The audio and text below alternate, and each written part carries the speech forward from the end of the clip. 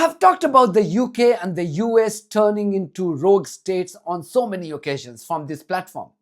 Values that made these countries take a moral high ground globally and gave politicians from these countries a right to lecture others have been rapidly eroding for quite some time now. But the recent development involving a group of prisoners currently on a hunger strike in a UK jail has conclusively proved that the destruction of these values are complete. All because the current ruling class and most members of the opposition parties find themselves at the feet of a bunch of war criminals from a foreign settler colony called Israel. And why just blame politicians, the British media, which prided itself in being better than the rest of the world on promoting free speech, too has surrendered its editorial independence to bloodthirsty terrorists and psychopaths from Israel. I'm talking about 7 pro-Palestinian prisoners who have been on a hunger strike for nearly 40 days, protesting against the miscarriage of justice in their cases. These prisoners have been imprisoned for over a year without any trial. Once again, such miscarriages of justice are pretty common in developing countries such as India, where I come from.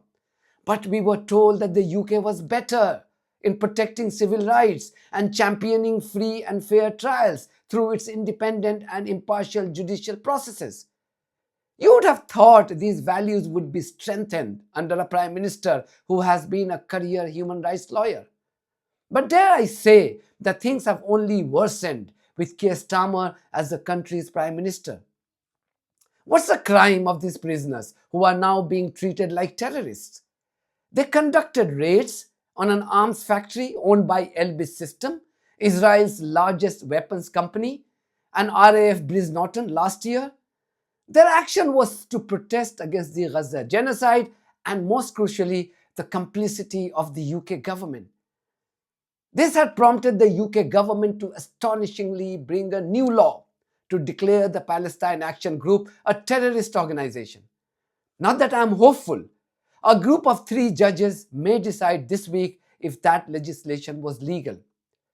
The date of this prisoner's trial has been set for January 2027. Yes, you heard it right. They will have to wait for 14 more months for their trial to formally start, and yet they have been denied bail.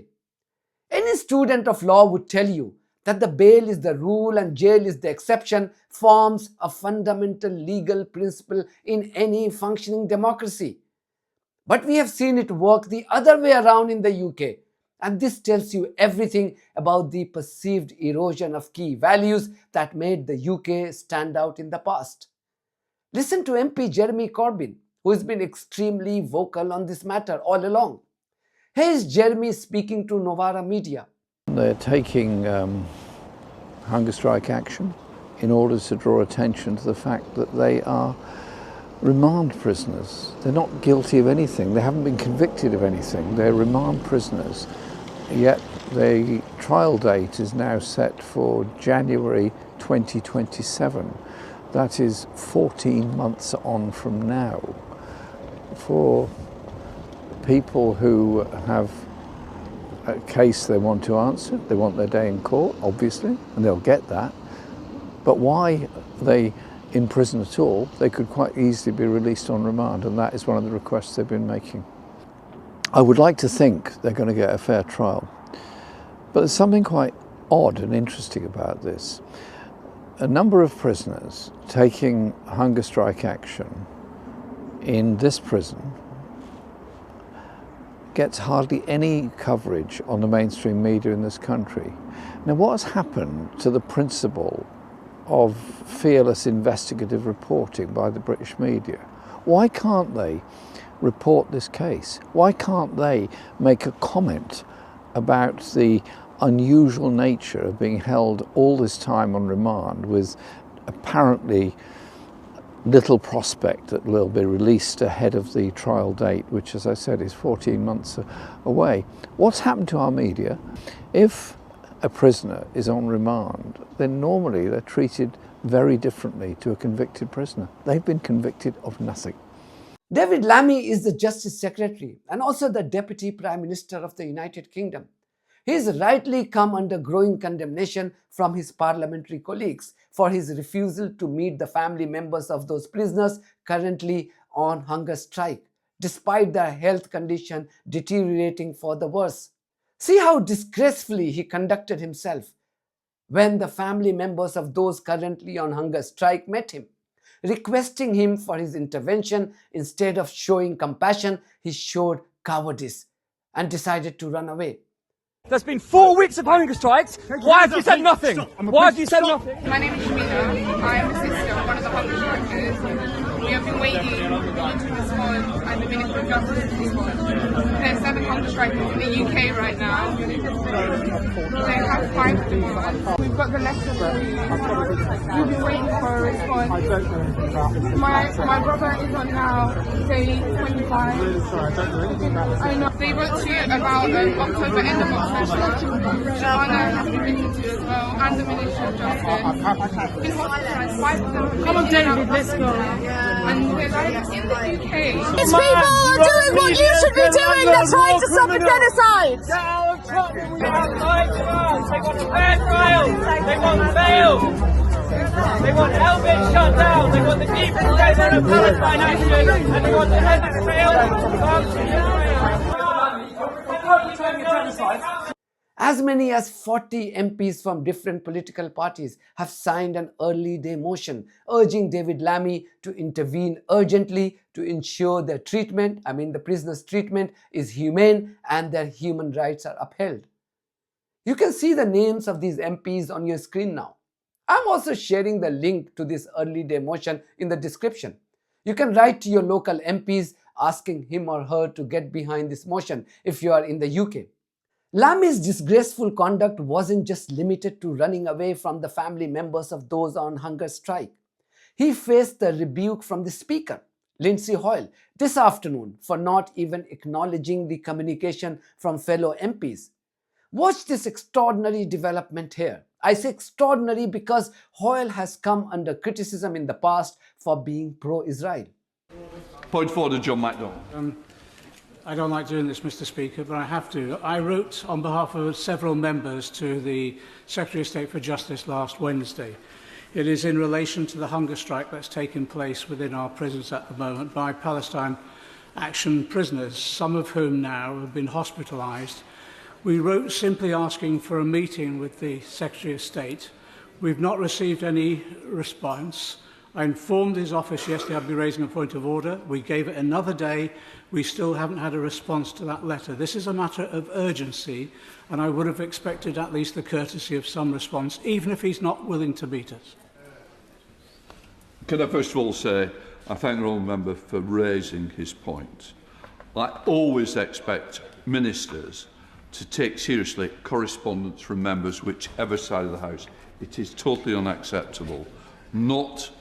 If I can't make a meeting happen, but I do expect people's correspondence to be dealt with quickly and effectively. What I would say is the Treasury bench, I hope, will be listening very carefully, and I hope that we'll make contact with the honourable member. It is, as I said, not acceptable. I'm getting more and more people complaining about ministerial correspondence. We even heard of one that took 12 months. It's not good enough. It's not acceptable. The ministerial teams need to get their act together and make sure members of Parliament, quite rightly, get a reply timely. Jeremy Corbyn. Thank you, Mr. Speaker, and I thank you for what you just said in response to the point of order from the member for Hayes and Harlington. Is there any way that you could ensure that a minister comes to this House to give a statement about the hunger strikers in the prison? I visited one of them yesterday, and I am deeply concerned about what is going on in our prisons, where people are being held for an inordinate length of time on remand when they are being delayed their access to justice. I cannot guarantee I'm not responsible for what goes on within this chamber. I'm here to keep good order. What I would say is, quite rightly, as another senior member raising a point of order, the Treasury bench will have hoped they would that. Who knows? It might be there are different ways, and you both know how to do it, in order to ensure that this is brought to the attention of the chamber. I will leave that with you, knowing, with the experience between you, I'd hate to add up how many years, but I think between you, you know the answer to the question. Zahra Sultana issued this appeal only last night. Do you know there are 8 people currently on hunger strike for Palestine in UK prisons? Yesterday I visited HMP Bronzefield to see Gesser Zahra, a 20-year-old who is now on day 38 of her hunger strike. Her health has seriously deteriorated, yet she shows extraordinary courage and determination. Gesser and 7 others are part of the largest coordinated hunger strike since Irish prisoners in 1981. 5 of them have already been hospitalised and there's been hardly any mainstream media coverage.